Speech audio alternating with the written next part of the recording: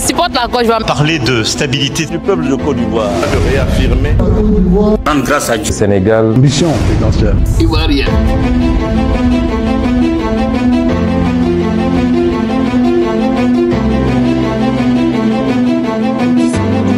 A été l'occasion pour le président de la transition du Burkina Faso, Ibrahim Traoré, de révéler la création en 2024 d'une force de lutte contre le terrorisme dénommée Brigade spéciale d'intervention rapide. Traoré a commencé par rappeler que 2023 a été une année au cours de laquelle nous avons fait une analyse profonde de la situation du Burkina Faso. Une année au cours de laquelle nous avons posé un diagnostic profond des maux qui minent le Burkina Faso. Ce qui, pour lui, a amené à prendre des décisions importantes. Ces décisions ont été de briser les premières chaînes de l'esclavage, de l'impérialisme et du néocolonialisme. Le dirigeant a rappelé que le 11 décembre dernier, beaucoup d'initiatives de développement, d'industrialisation ont été lancées. Il saisit l'occasion de son discours de fin d'année pour saluer le peuple burkinabé pour sa résilience, pour avoir compris le sens du combat mené pour la reconquête du territoire et pour l'indépendance réelle du Burkina Faso.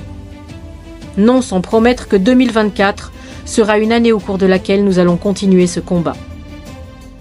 Nous allons continuer à briser les chaînes de l'esclavage, à briser les chaînes du néocolonialisme qui nous empêchent de connaître le bonheur.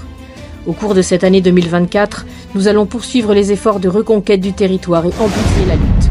C'est pour cela qu'au niveau de la défense, nous verrons la création de la première brigade de combat, que nous avons dénommée la Brigade spéciale d'intervention rapide, révèle Traoré.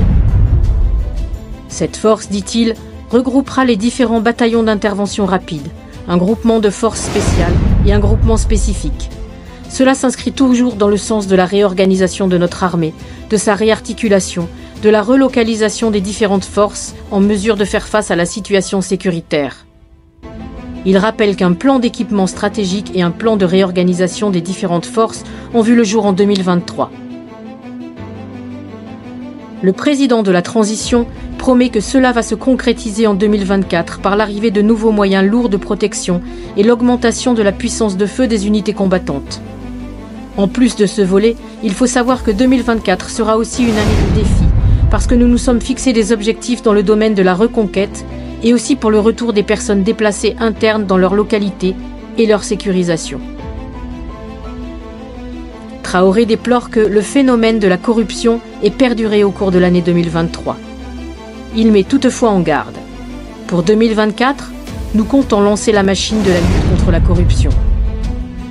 Pour le dirigeant, le combat que nous menons est noble pour le Burkina Faso, pour l'Alliance des États du Sahel et pour l'Afrique tout entière. L'ennemi n'a pas encore rangé sa hache de guerre. Que ce soit de l'intérieur ou de l'extérieur, l'impérialisme est toujours en activité.